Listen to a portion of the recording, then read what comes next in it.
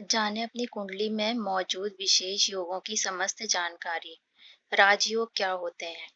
इसका मतलब है कि इंसान कुंडली में मौजूद ऐसे कई योग होते हैं जो व्यक्ति का जीवन पूरे 360 डिग्री तक घुमा देने का सामर्थ्य रखते हैं।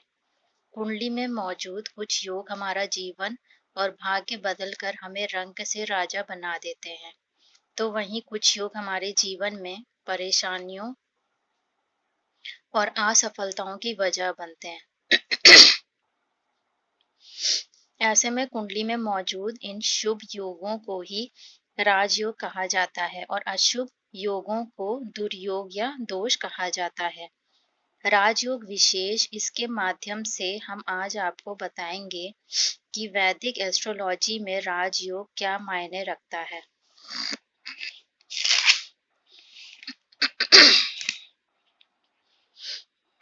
और यह हमारे जीवन को किस तरह से बदलने की ताकत रखता है।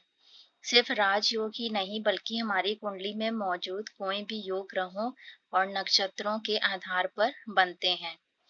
बृहद कुंडली में आपको अच्छे और बुरे योगों के बारे में विस्तृत जानकारी मिलती है। वैदिक ज्योतिष के अनुसार राजयोग कुंडली में मौजूद राजयोग किसी भी व्यक्ति के जीवन पथ को निर्धारित करने में महत्वपूर्ण भूमिका निभाता है। जब किसी व्यक्ति की कुंडली में अनुकूल योग बनते हैं तो उसे जीवन में शुभ फलों की प्राप्ति होती है। कुंडली में बनने वाले विभिन्न योगों में सबसे महत्वपूर्ण होता है राजयोग। राज का शाब्दिक अर्थ है राजा, जिसे प्रतिष्ठा, आर्थिक मजबूती, समाज में मान सम्मान आदि शब्दों से भी व्यक्त किया जा सकता है। किसी जातक की कुंडली में राजयोग का होना यह बताता है कि उसको जीवन में कई तरह की सुख सुविधाएं प्राप्त होंगी। यही वजह है कि हर व्यक्ति यह जानना चाहता है कि उसकी कुंडली में राजयोग है या नहीं।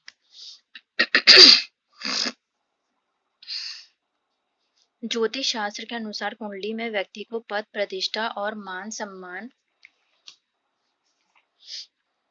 दिलाने वाले कुल 32 प्रकार के राजयोग होते हैं। यह लगभग असंभव होता है कि किसी की कुंडली में यदि 32 राजयोग हो तो व्यक्ति दुनिया पर राज करता है और हर जगह उसकी चर्चा होती है। 32 राजयोगों में से हम कुछ महत्वपूर्ण राजयोगों की जानकारी आपको नीचे दी जा रही है। विशिष्ट राजयोग जो बदल सकते हैं आपकी जिंदगी। ज्योतिष में कई राजयोग होते हैं, इनमें से कुछ शक्तिशाली और विशेष राजयोग नीचे बताए जा रहे हैं। पहला है नीच भंग राजयोग। कई बार कुंडली में कोई ग्रह नीच अवस्था में होता है, जिसे देखकर हम यह अनुमान लगाते हैं कि यह बुरे फल देगा, लेकिन कुछ विशेष परिस्थितियों में नीच ग्रह की नीच स्थिति समाप्त हो जाती है और यह शुभ फल देने लगता है। ऐसी कई स्थितियां हैं जिनमें नीच भंग राजयोग का निर्माण होता है। एक स्थिति के बारे में हम आपको बताते हैं। यदि दुर्बल ग्रह पर किसी उच्च ग्रह की दृष्टि पड़ रही है या युक्ति बन रही है तो राजयोग का निर्माण होता है।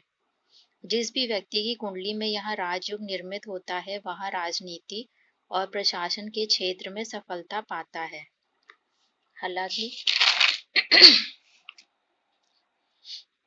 हालांकि गौर करने वाली बात यह भी है कि जिस भी घर में राजयोग बनता है उस घर के स्वामी से संबंधित कामों में ही व्यक्ति को सफलता मिलती है। उदाहरण के लिए यदि सूर्य के स्वामित्व वाले घर में यदि राजयोग बनता है तो व्यक्ति को राजनीति और सरकारी नौकरी में सफलता मिलती है। गज केसरी राजयोग। इस राजयोग को बहुत प्रभावशाली माना जाता है। इस राजयोग का निर्माण तब होता है जब गुरु से चंद्रमा केंद्र यानी प्रथम, चतुर्थ, सप्तम या दशम भाव में विराजमान हो या दोनों केंद्रस्थ हो। ऐसा व्यक्ति विद्वान होता है और अपनी बुद्धि कौशल से नाम और धन कमाता है। पराशरी राजयोग।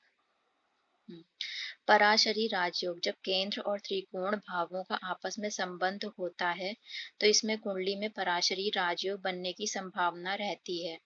इस राजयोग के चलते व्यक्ति आर्थिक रूप से मजबूत होता है और समाज में ऐसे व्यक्ति को ख्याति प्राप्त होती है। अधियोग इस राजयोग का निर्माण तब होता है जब जन्मकालिक चंद्रमा से बुध, बृहस्पति और शुक्र ग्रह षष्टम और अष्टम भाव में स्थित हों। कुछ ज्योतिषी मानते हैं कि चंद्रमा के स्थान पर यदि लग्न से षष्टम, सप्तम और अष्टम भाव में शुभ ग्रह स्थित हों तो इस राजयोग का निर्माण होता है। इस राजयोग के चलते व्यक्ति में नेतृत्वकारी गुण आते हैं। बुधादित्य राजयोग इस राजयोग का निर्माण तब होता है जब व्यक्ति की कुंडली में सूर्य और बुध एक ही भाव में विराजमान होते हैं। ऐसे जातकों में सूर्य के समान तेज और बुध के समान बौद्धिक क्षमता होती है। ऐसा व्यक्ति प्रशासनिक क्षेत्र में नाम कमाता है।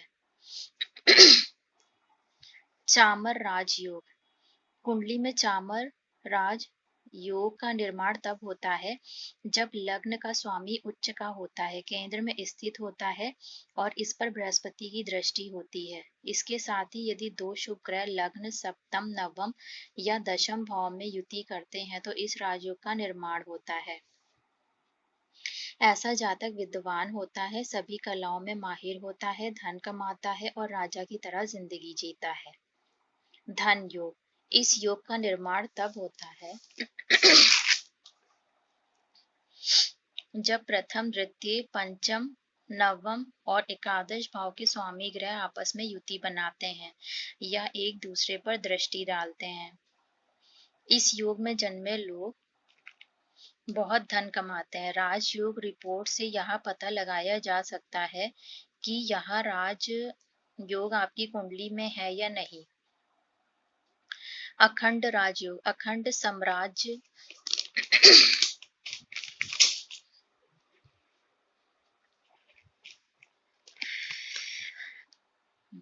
अखंड साम्राज्य योग एक दुर्लभ राजयोग है। जिस जातक की कुंडली में यह राजयोग होता है वह अच्छा शासक होता है। यह राजयोग तब निर्मित होता है जब कुंडली के लग्न से मजबूत बृहस्पति द्वितीय, पंचम या एकादश भाव का स्वामी होता है।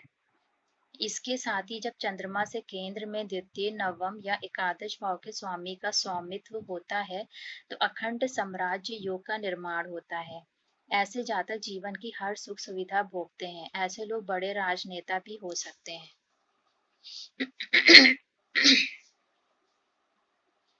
कैसे कुंडली में राजयोग जीवन की समस्याओं का समाधान करता है? कुंडली में शुभ ग्रहों की स्थिति, युति या दृष्टि से राजयोग का निर्माण होता है। कुंडली में मौजूद राजयोग से आपके जीवन की कई परेशानियां दूर हो जाती हैं। कुंडली में राजयोग के होने से सकारात्मकता की भावना आपके अंदर आती है। राजयोग के समय काल को जानकर आप इसका ज्यादा से ज्यादा फायदा उठा सकते हैं। जरूरी कदम उठाकर आप अपने स्वर्णिम काल के दौरान अपने जीवन के लक्ष्यों की प्राप्ति कर सकते हैं।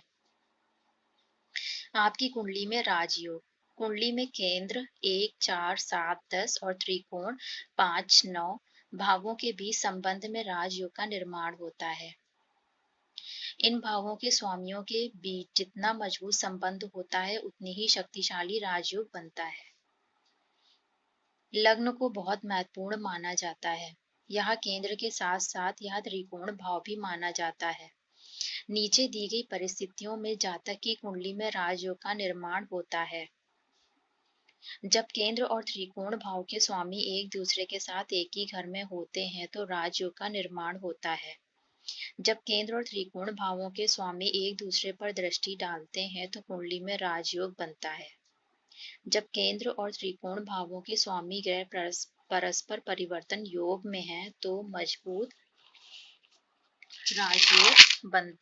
राजयोग का निर्माण होता है।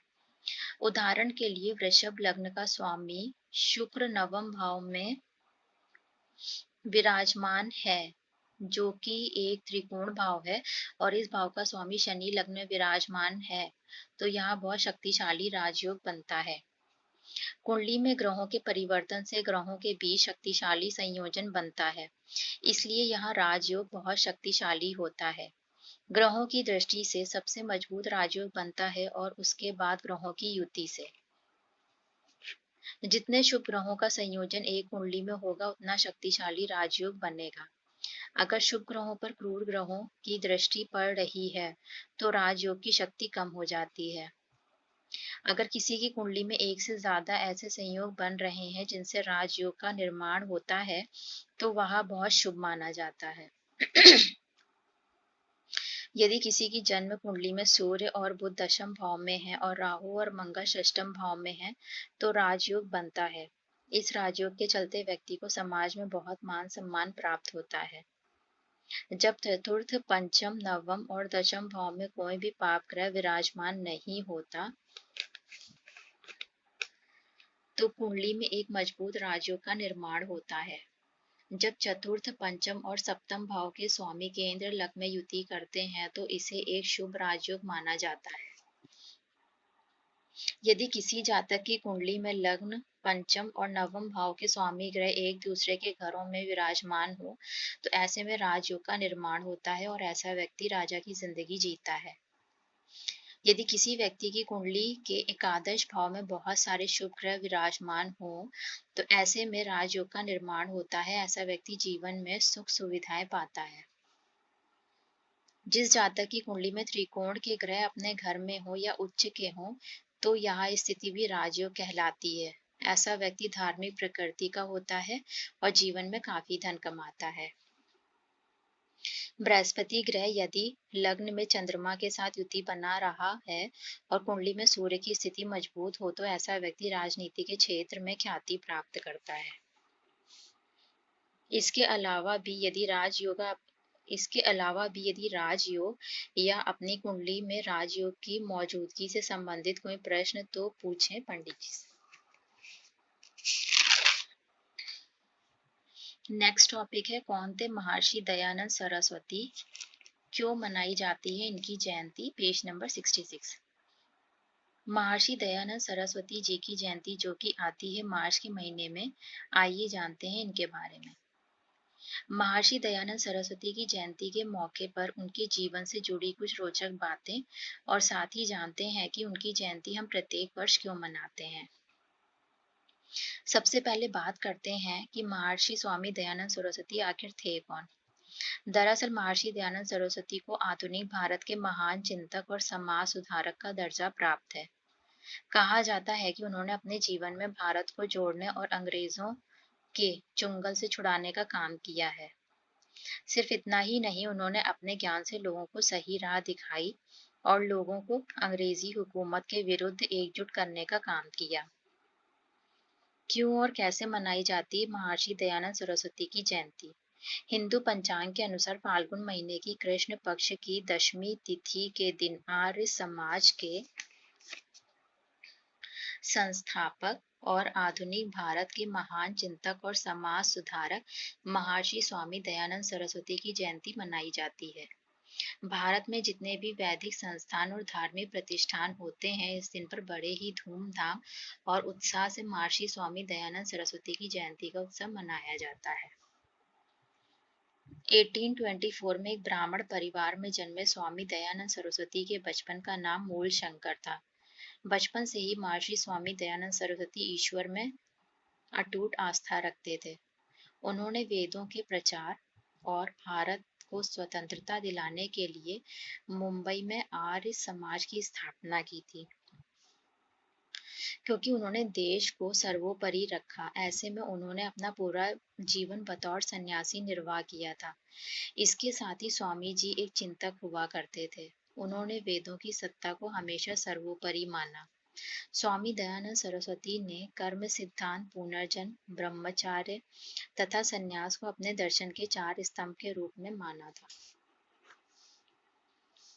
वर्ष 1876 में स्वामी जी ने ही स्वराज का नारा दिया था, जिसे आगे चलकर लोकमान्य तिलक ने आगे बढ़ाने का काम किया था।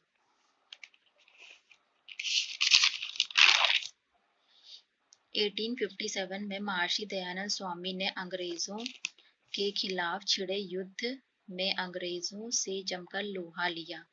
हालांकि अंग्रेजों ने षड्यंत्र रचकर 30 अक्टूबर 1883 में स्वामी दयानंद सरस्वती जी की हत्या कर दी थी। महर्षि दयानंद सरस्वती के जीवन से जुड़ी कुछ बेहद रोचक बातें।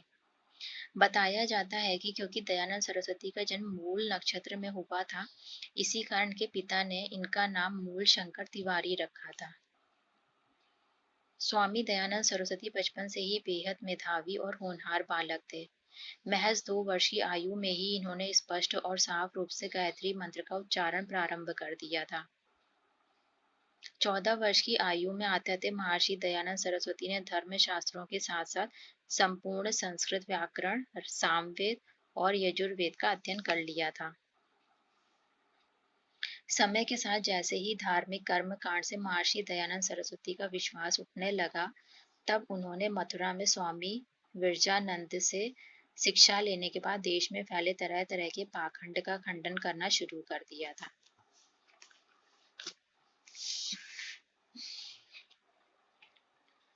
फिर स्वामी विरजानंद ने ही महर्षि दयानंद को सरस्वती की उपाधि दी थी। अपने गुरु की आज्ञा और आशीर्वाद लेने के बाद ही महर्षि दयानंद सरस्वती देश भ्रमण पर निकल गए थे। महर्षि दयानंद सरस्वती ने 1875 में धर्म के सुधार के लिए आर्य समाज की स्थापना की थी और दुनिया को इसका महत्व बताया था। इसके अलावा उन्होंने अपने जीवन में कई तरह के सामाजिक और धार्मिक कुरीतियों के खिलाफ भी आवाज उठाई थी, जिनमें से प्रमुख जातिवाद और बाल विवाह था। महर्षि स्वामी दयानंद सरस्वती विधवा विवाह के बड़े समर्थक थे। महर्षि दयानंद सरस्वती ने 1846 में घर त्याग दिया और अंग्रेजों के खिलाफ प्रचार करना शुरू कर दिया था।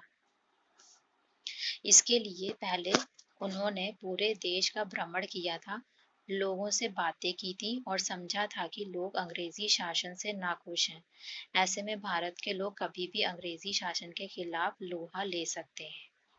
बस फिर क्या था, इसी समय और बात का फायदा उठाकर उन्होंने लोगों को अंग्रेजों के खिलाफ एकत्रित करना शुरू कर दिया। महर्षि स्वामी दयानंद सरस्वती ने अपने जीवन काल में कुछ पुस्तकें भी लिखी थी, जिसमें प्रमुख रूप से हैं सत्यार्थ प्रकाश, ऋग्वेद आदि भाष्य भूमिका, ऋग्वेद भाष्य, यजुर्वेद भाष्य, संस्कार विधि, पंच महायज्ञ विधि, आर्याभिविनय, गो करुणानिधि, भ्रांति निवारण, अष्टाध्यायी भाष्य, वेदांग प्रकाश, संस्कृत वाक्य प्रबोध, व्यवहार भानु है। महर्षि दयानंद सरस्वती के जीवन की कुछ अनमोल कहावतें। अपने जीवन में लोगों को निरंतर प्रेरित करने के साथ साथ स्वामी दयानंद सरस्वती जी ने ऐसी कुछ कहावतें भी दी थी, जिन्हें आज के समय में अगर हम आप अपने जीवन में शामिल कर लें तो हमारे जीवन का उद्धार हो सकता है। उनकी जयंती के मौके पर आइए जानते हैं ऐसी ही कुछ शानदार कहावतें। अहंकार मनुष्य के अंदर वो स्थिति लाता है जब वह आत्मबल और आत्मज्ञान को खो देता है। संस्कार ही मानव के आचरण की नींव है। जितने गहरे संस्कार होते हैं, उतना ही अधिक मनुष्य अपने कर्तव्य पर, धर्म पर, सत्य पर और न्याय पर चलता है। ईर्ष्या से मनुष्य को हमेशा दूर रहना चाहिए, क्योंकि ये मनुष्य को अंदर ही अंदर जलाती है और पथ भ्रष्ट कर देती है। ये शरीर नश्वर है, हमें शरीर के जरिए सिर्फ एक मौका मिला है खुद को साबित करने का कि मनुष्यता और आत्म विवेक क्या है। क्रोध का भोजन विवेक है, अतः इससे बच के रहना चाहिए। विवेक नष्ट हो जाने पर सब कुछ नष्ट हो जाता है। फिर है नेक्स्ट टॉपिक, बुरे वक्त में जब कोई काम नहीं आए तो इसे आजमाएं। बुरे वक्त में जब कोई काम नहीं आए तो इसे आजमाएं। प्रत्येक व्यक्ति के जीवन में ऐसी घड़ियां आती हैं जब अपमान होने से, आर्थिक स्थिति खराब होने से, बीमारी बढ़ जाने से, गृह कलेश से, व्यापार में घाटा हो जाने से, संतान की असफलता से या अकस्मात कारण किसी आघात की विपरीत स्थिति से व्यक्ति के मस्तिष्क में एक अजीब सी निराशा का जन्म हो जाता है। उसके मन में तनाव के कारण विनाशकारी तत्व उत्पन्न हो जाते हैं, जो व्यक्ति के हौसले को तोड़ने लगते हैं। मन में बुरे विचार आने लगते हैं कि अब कुछ नहीं हो सकता, मैं कुछ नहीं कर सकता, बुरा समय है, कोई साथी साथ नहीं देता, पैसा पास नहीं है, कोई सहारा नहीं है और मन टूटने लगता है। ऐसी कठिन स्थिति व्यक्तिगत ही नहीं, संस्थागत या संगठन के सामने भी आ जाती है। लेकिन ऐसे समय में अपना ही नहीं बल्कि पूरे दल का मनोबल बनाए रखना होता है। ऐसे समय में आगे बढ़कर नेतृत्व करना ही व्यक्ति का कर्तव्य होता है। तनाव के अंधेरों में लोगों को डूबने ना दें, हर स्थिति में उनकी हिम्मत बनाए रखें। जिस नेल्सन ने नेपोलियन को वाटरलू में हराया था, वह व्यक्ति वाटरलू के युद्ध से पहले एक और देश पर चढ़ाई करने गया था। पानी के जहाजों को किनारे पर लगाया और नियम के मुताबिक सबसे पहले सेनापति धरती पर उतरा। लेकिन जैसे ही सेनापति ने पहला कदम रखा, वहां ठोकर खाकर गिर पड़ा। सैनिक एक दूसरे की तरह देखने लगे, इशारा करने लगे कि यहाँ तो शगुन ही बिगड़ गया, अब तो हमारी हार निश्चित है। सेनापति ने यह दृश्य देखा तो जहाज से सब सैनिकों को नीचे उतारा और पंक्ति में खड़ा किया। नेल्सन ने अपनी सेना को संबोधित करते हुए कहा, देखो मित्रों, परमात्मा हमारे साथ है और उसका आशीर्वाद हमें आते ही मिल गया। उसका संकेत यहाँ है कि इस देश की भूमि भगवान ने आते ही हमारे हाथों में दे दी, इसलिए मैंने आते ही गिरकर दोनों हाथों से जमीन थामी है। इसका मतलब हम ही जीतेंगे और ये जमीन हमारी ही होने वाली है। यहाँ कह के चूकने के बाद उसने सोचा कि हो सकता है कुछ लोग गद्दारी या कायरता मन में ले आए हों, इसलिए उसने तोपों से अपने जहाज उड़ा दिए। उसने फिर कहा, मित्रों, अब पीछे हटने का मार्ग नष्ट हो चुका है। मेरा विश्वास है तथा प्रभु का आशीर्वाद है, जीत हमारी ही होगी। प्रभु का ही आदेश है कि जमीन को थाम लें जल्दी से, इसलिए उन्होंने धरती मुझे इस प्रकार जोर से पकड़ाई। कहने को ये सिर्फ शब्द थे, पर शायद इन्हीं शब्दों का प्रभाव था कि कमजोर पड़ रहे सैनिकों की शक्ति 10 गुनी हो गई और उनकी जीत हुई। इस कहानी का अर्थ यह है कि मानव जीवन में कई अवसर ऐसे आते हैं जब निराशा घेर लेती है, सभी स्थितियां विपरीत नजर आती हैं। ऐसी स्थिति में स्वयं का, अपने परिवार का तथा अपने दल का हौसला बनाए रखें और बढ़ाएं, धैर्य धारण करें। आपकी सफलता निश्चित है।